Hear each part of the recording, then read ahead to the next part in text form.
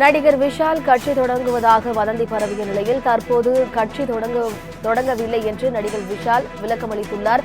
அது தொடர்பான அண்மை செய்தியை பார்த்துக் கொண்டிருக்கிறோம். கூடுதல் விவரங்களை செய்தியாளர் மணிகண்டன் வழங்க கேட்கலாம். வணக்கம் மணிகண்டன், உங்க விவரங்களை பதிவு பண்ணுங்க.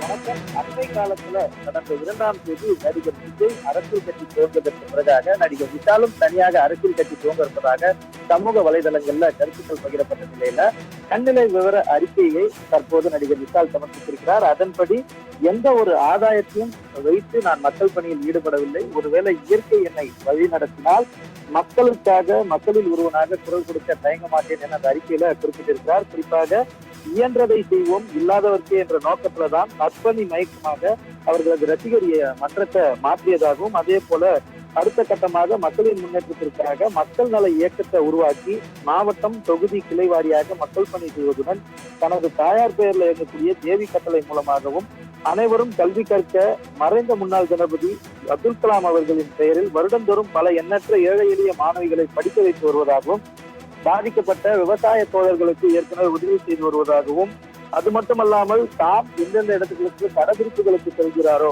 அந்த இடங்களில் எல்லாம் மக்களின் தேவைகளையும் குறைகளையும் கேட்டறிந்து அவர்களின் கோரிக்கையை மக்கள் நல இயக்கம் மூலமாக செய்து வருவதாகவும், எப்போதுமே அரசியல் ஆதாயத்தை எதிர்பார்த்து மக்கள் பணி செய்ததில்லை என்றும், நன்றி மறப்பது நன்றன்று என்ற திருக்குறளின் முடிவுகளின்படி உதவிகளை நான் செய்து கொண்டேதான் இருப்பேன், அது என்னோட கடமை என்றும் மனரீதியாக கருதுகிறேன் என அந்த அறிக்கையில தெரிவித்திருக்கிறார்.